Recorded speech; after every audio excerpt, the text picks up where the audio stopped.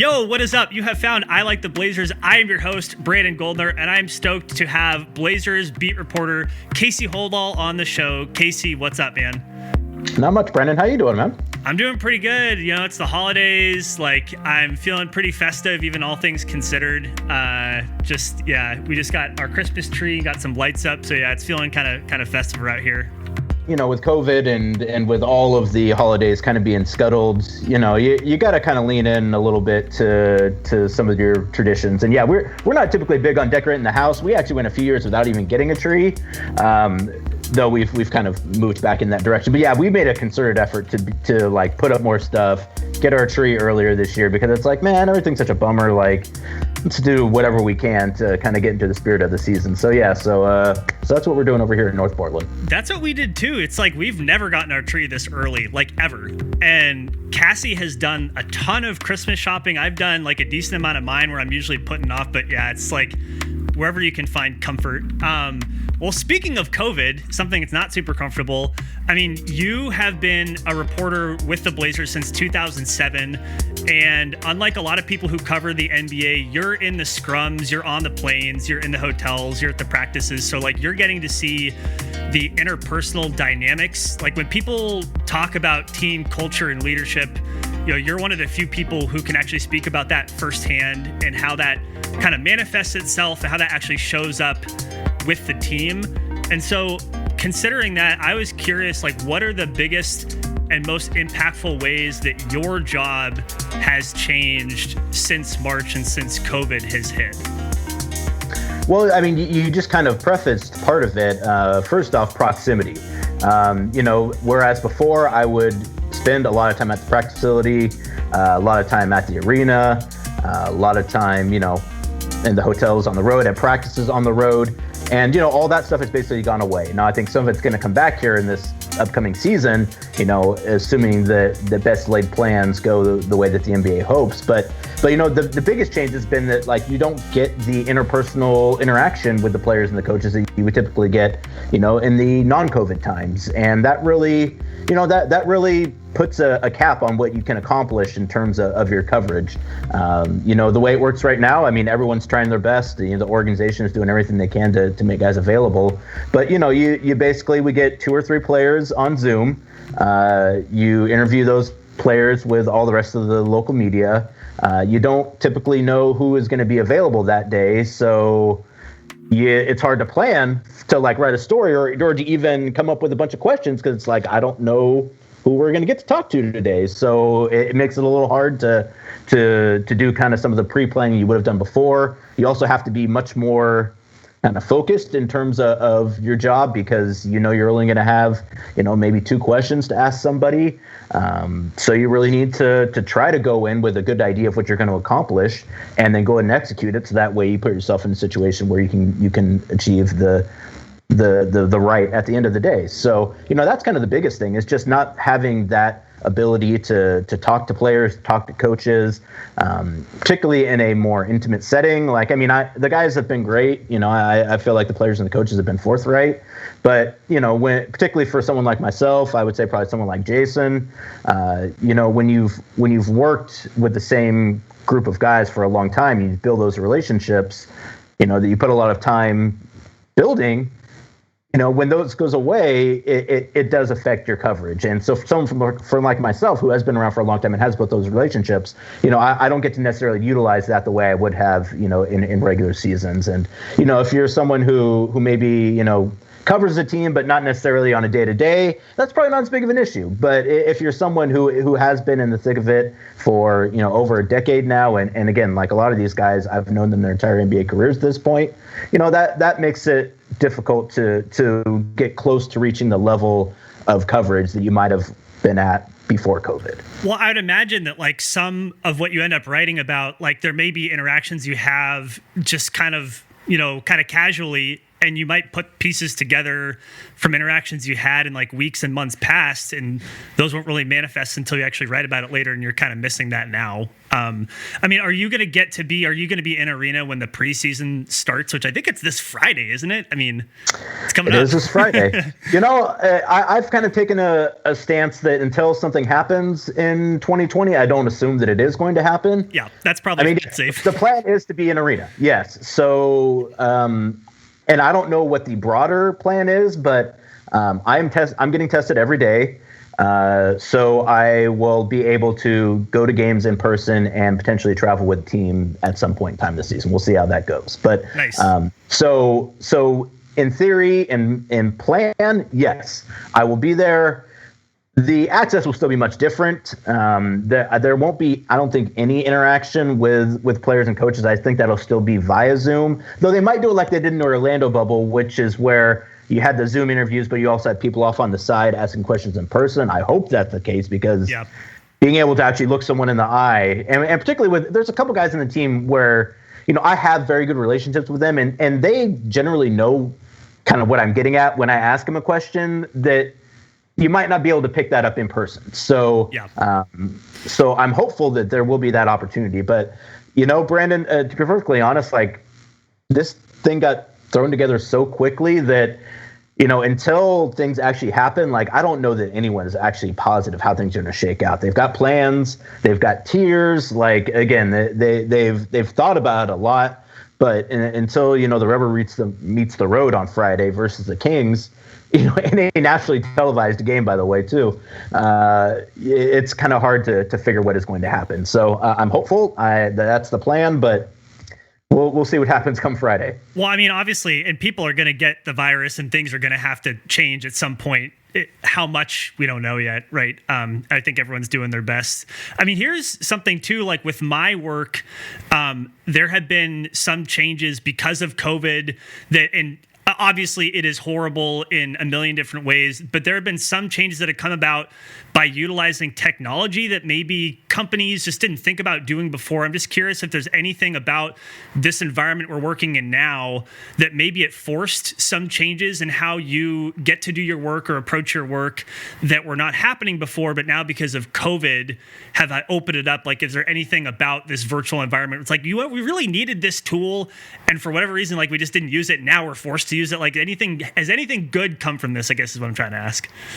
Well, for one, it doesn't really affect me all that much because I was already working from home when I wasn't on the road anyways. But I think as an organization, particularly the business side of the organization, we have found that being in the office is maybe not as important as we thought it was. And I mean, I think eventually we're going to get back to that. But I do think there was a realization that, hey, some of this stuff that we do in the office, we could probably just take care of in other ways, and it would probably be more efficient. And it gives people flexibility that I think they do appreciate. And I agree. It's not like we want to be in the situation, but there are some things you can take from it. The other thing, though, just from a fan's perspective is, while it might be more difficult at times to conduct those interviews over Zoom, particularly a group interview over Zoom, you do have that archived, and you can make that available to fans. We have streamed quite a few of them as well on trailblazers.com, on Facebook, on Twitter. And, that provides fans an opportunity basically in real time to hear what the players are talking about. And that's something that we were doing way back when we tried trailblazers.tv, which, so for me, it's like seeing these Zoom interviews. It's almost like, man, this is like 10 years ago when, we were trying to do live video before anyone was trying to do live video. We really, by the way, we were just a little bit too early on that one. Shout out to Dan Harbison. If we had been a few years later, we'd have been set up just right. But we hit that streaming thing a little too soon, and it overwhelmed us. So that has been one positive, though, is that, and it also has opened up access a little bit as well. It's not as good of access as those of us who are used to it are accustomed to. But if you're someone who, has a 9-to-5 job and maybe can't get to games as often as you would like, can't go to practices as often as you would like, the ability to log on Zoom and be a part of those media sessions when you would have maybe not been able to do that prior, I mean, that's a good thing, obviously. So I think it does kind of open up the least opportunity for more voices to kind of be involved in it, though we already have a lot of people coming to Trailblazers anyways, probably more than any other team, at least in terms of maybe not full time, but at least in terms of like people being interested and wanting to kind of produce content, we got to be up there with top 5 or 6 in the league, because Blazer fans actually care a lot more than anybody else or every other team. So, but yeah, so that democratization, I think that's a good thing. Yeah. I mean, there have been, I just like, there's going to be things that even after we're done with COVID, again, they've been stress tested. Now we're probably going to keep doing them moving forward. Kind of going back to that, the sense that you get as a reporter and the feel you have of the team, they've made some pretty big additions this year with Robert Covington, Derek Jones Jr. They re-signed Carmelo Anthony. Rodney Hood is going to be healthy to start the season. So is Nurkic. Zach Collins will be back at some point, probably shortly after the new year. So this Blazers team is going to be better. And I'm just curious, kind of with your access to the team, you've gotten a sense of the ebb and the flow, maybe not of the team's confidence, because this team's always been pretty confident under Damian Lillard, but the ebb and flow of expectations that this team has for itself. And I'm thinking, kind of the end of the LaMarcus Batum, Matthews, Lopez era. Fans like me, we could feel that team had a shot at the title. And, we got that sense because they were playing the games and they were winning, right? And you could start to see that confidence build. But, I wonder if maybe someone like in your position maybe got a sense that team knew earlier than other folks before they started winning so many games and found themselves at the top of the NBA, that team kind of knew that they had something there. And I know it's still like really early in this season and things are weird because of COVID, but I'm just curious, do you get any sense at all with, who's healthy and the additions that they've made, that does this team have high expectations for itself? And do you think this team do they feel like they have the right combination of players to make something happen this year? Is that something that you're getting a sense of at all? Please say yes. No, I don't. And I'll tell you why. That's fair. No, and it's not because I don't. It's not because I think they don't think they're good. I do think that they believe that. It's because of what happened last season. So 2 seasons ago, they go to the Western Conference Finals. They get swept by the Golden State Warriors, but they're lacking Yusuf Nurkic. So they feel like the season next. So last season, they're like, we're coming into this thing. It's Western Conference Finals or bust. We're going to go out there and we have quality and we're good and we've shown it. We're not that little upstart team anymore. We're going to go out there and show our worth. And it didn't work out. Obviously, everyone knows season last year between injuries and just some of the moves they made just did not work out very well. Had to fight and scrape even to get to the playoffs. And so I think they're a little gun shy from that situation. The team had generally been one that was like, let's downplay our expectations. Let's not be boastful. Let's just say, hey, we're a good team. We believe in ourselves. We're going to go out there and show it on the court. Last year, it was a little bit different. It was more like, well, maybe we need to carry ourselves with like more of a, no, we're a good team and we expect to be at the upper echelons of the West. And then when that didn't pan out, I think there's been a kind of recalibration now to where it's like, you know what? It's probably just better to go into these seasons feeling like, hey, we know we're good. We have a good team. We're better than we were last season. We like where we're at. But let's not necessarily go out there and say it's Western Conference Finals or bust. It's even home court or bust.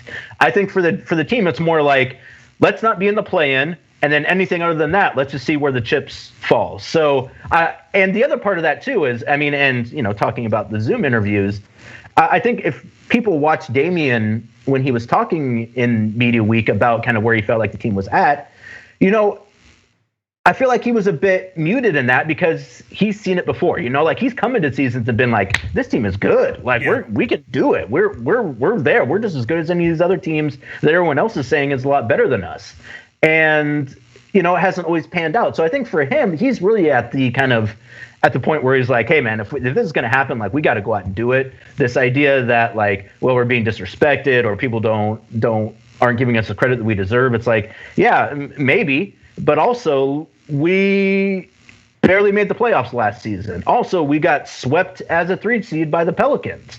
So like, while they do have a belief in themselves, it's also colored a bit by the notion that like, hey, but we've also felt that way before and it didn't shake out the way we thought it was. So I think they're really more of, and particularly, in a COVID season as well, it's really more of kind of a wait and see approach to how things go. And again, like there's so I know much that uncertainty. Really I mean, yeah, exactly. It's like so to come out and be like, we're going to be this team when we already got one guy who's out with COVID, and Nurk has had some family issues, and he's only recently just gotten back. And we did just change over a lot of our roster from a season where we changed over a lot of the roster already. And we are relying on some young guys to really take a next step. And we're just assuming that guys like Robert Covington and Derek Jones Jr. are just going to easily kind of fold into our situation in a season where you have a training camp that's going to be like a week and a half. So you can see where they're coming from. I don't think it's got anything to do with like a lack of confidence or talent. It's just more like an idea of what do we gain from really being forward about how good we think we are. Let's just take a step back and let our play on the court kind of prove that for us. That seems fair. I mean, and when I created this spreadsheet trying to guess at what the minutes breakdown might be, and it's really tough to fudge around with it and like get enough minutes for everyone that you think the organization wants to develop, and then balancing that with wanting to be a really good team. But what became clear to me pretty quickly is that, I mean, this team is, they can roll 11 deep with people who've played NBA games before and can be at least reasonably reliable. So the way I think about it, it seems like the floor on this team is at least somewhat stable. I mean, particularly in the regular season where the games are so compressed and you might have to miss games because of COVID. I think having enough players on the roster, again, who have the ability to play NBA games and not be a complete dumpster fire makes it so their floor is a little bit higher. I mean, would you say that's a fair statement, at least? Oh, yeah, absolutely. And again, I think it's a fair statement to say that they think that they're a much better team than they were last year, and they think that they could get, as high as 2 or 3 in the West. It's just they're going to be a bit more muted about it this season. And, I do think that. What was the first part of that question? Actually, I want to make sure I answered properly. Oh, no, you did. It was just the first part of the question was just, does this team feel like they are special in a way that maybe people like me couldn't see on the outside? It sounds like, I mean, with so much uncertainty, it's just like that's not something that they would want to go there with.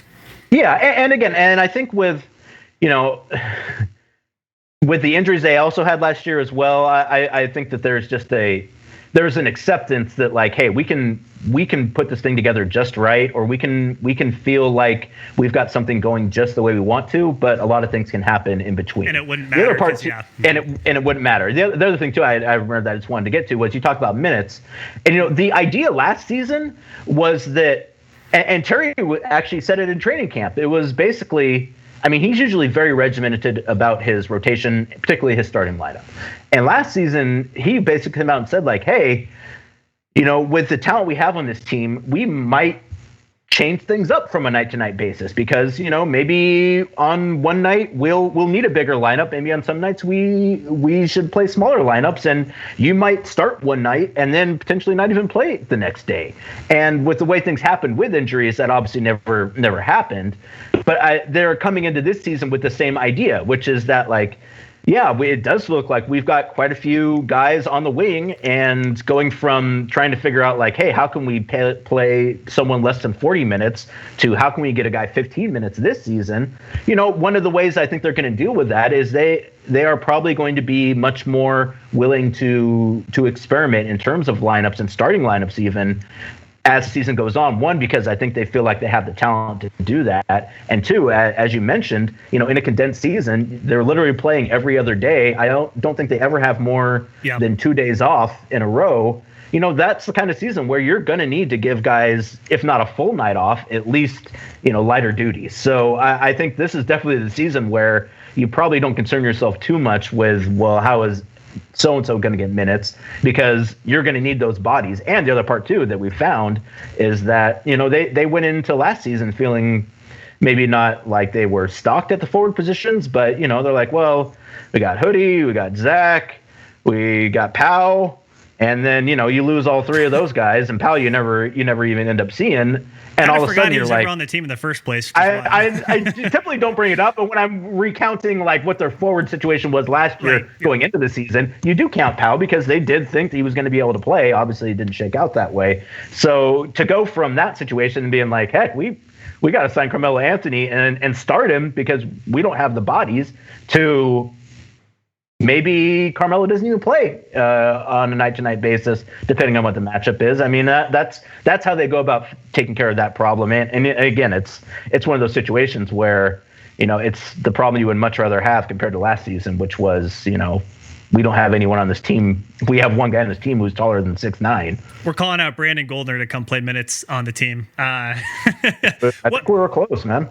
One more quick minutes question. Maybe I missed it. Have they talked about Dame and CJ maybe getting fewer minutes? I mean, Dame played like 38 minutes a game last year. I mean, again, with the condensed season and the possibility of losing people due to COVID, like, are they thinking about what his minutes load might be, or is that not really something they've been talking about? I mean, they've only mentioned it in regards to backup point guard. So, when Neil O'Shea was doing, his yearly media availability, he basically, he was asked about, well, why didn't you go out and sign a backup point guard? And he was like, well, one, Anthony Simons is a backup point guard. And two, I think it was something like 97 or 94% of all of our possessions start with either Damian or CJ. Ergo, why would we bring in someone to be a backup point guard if they're only going to end up playing 10 minutes a night? And we already like Anthony Simons anyway. So what that tells me is they're doubling down on their minutes, basically, to say like, no, they play this many minutes, they like playing that many minutes, and that's what we're going to stick with. And I think that that's something that fans and media have debated about in terms of the Blazers for a while. Is it really sustainable to have, especially Damian and to a lesser extent CJ, playing the minutes that they play and always being in the top 5 in minutes played every single season?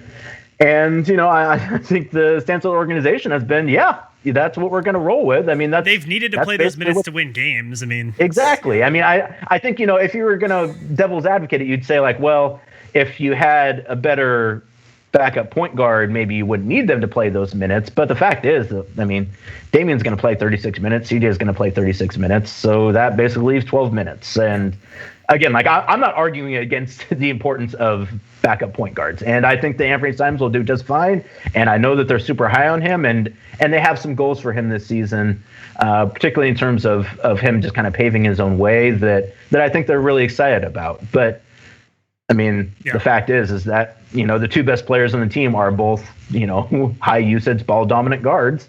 And, they've had some success utilizing those two guys, and they're going to continue to do it until, I guess, until one of them can't play those kind of minutes anymore.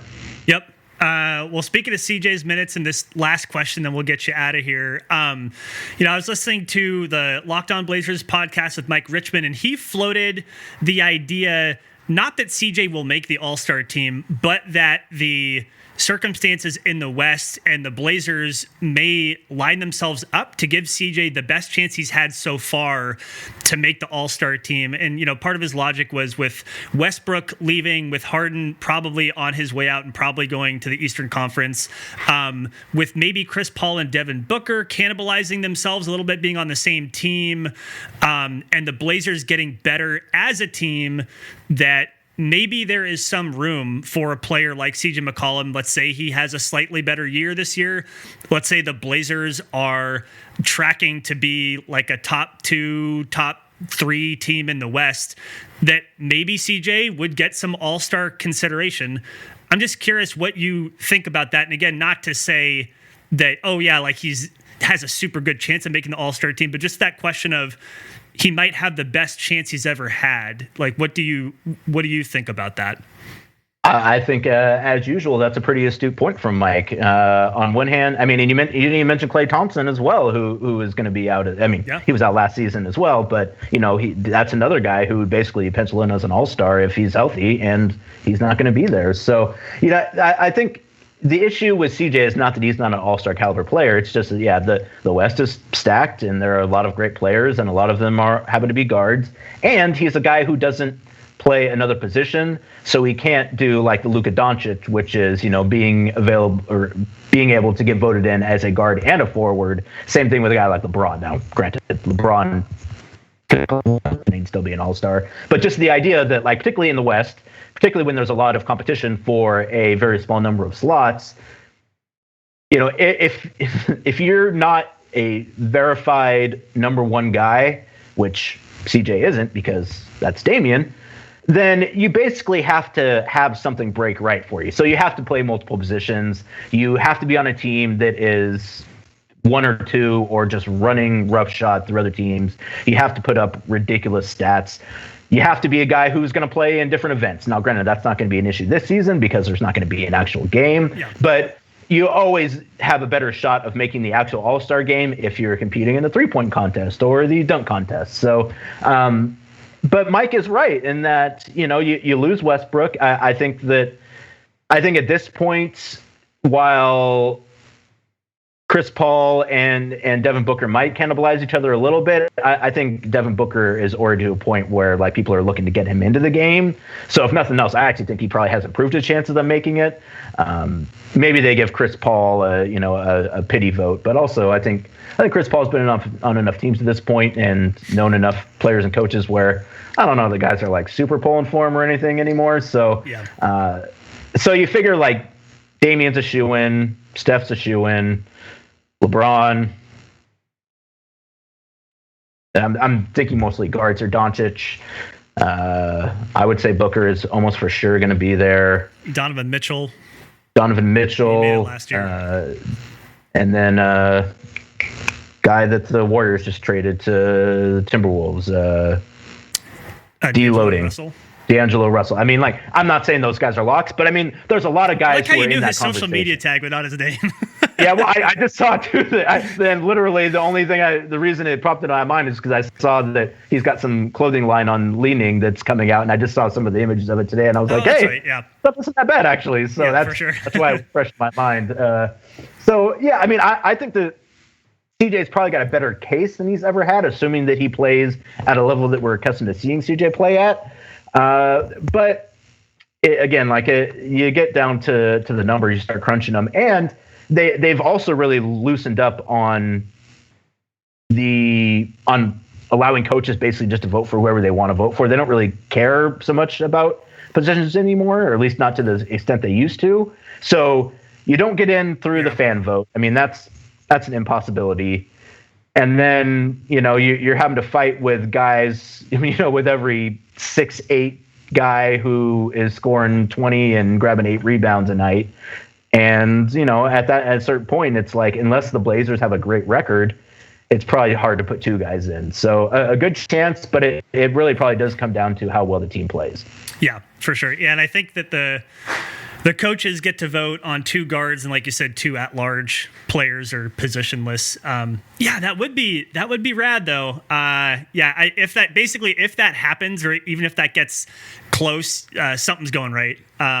It's and CJ's kind of guy too, where like CJ would take an All-Star game seriously. He's got a game that is kind of All-Star worthy. Like he's got the tricks that I think people like to see. So like, CJ in an All-Star game to me makes a whole lot of sense. He talks some trash, so like he's got a lot of things going for him. It's just that he plays on a team where he's the second best guard on the team, so it's always going to make it a little bit tough to get into that game again, unless they just go on some Golden State 73 win season kind of run, and then in that case, then you're talking about 3 guys.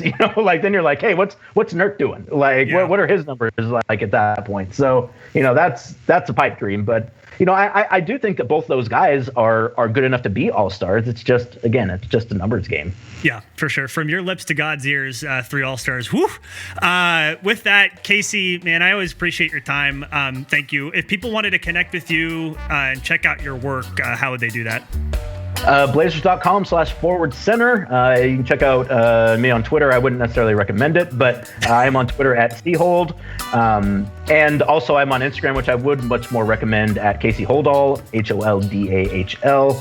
And that's it so far. I haven't gotten on TikTok yet. I've been reluctant, but my wife is on it and she loves it, so I'll probably start TikTok. You don't have that Parler account yet? Yeah, no, I will. I'll be staying away from the social media specific to whatever your ideological bent is, which is probably the nicest way I can say that. It's probably a good move. Cool. Casey, thank you. Thank you, Brandon. Thank you again to Casey Holdahl of the Trailblazers.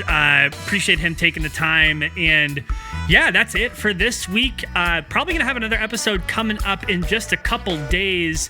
Actually, we definitely are. It's going to be featuring Keith Feltner-Smith of the Trailcasters, my former podcasting partner in crime. So please check that out. And yeah, remember to check out Casey's work at trailblazers.com. And if you want to follow this podcast, you can always do that at ILiketheBlazers.com or at ILiketheBlazers on Twitter or Facebook. You can hit me up on Twitter at GoldnerPDX. And yeah, until next time, excited for the season to start, at least the preseason starting Friday. Yeah, I am Brandon Goldner, and yeah, appreciate you all. Thank you for listening, and go Blazers. See ya.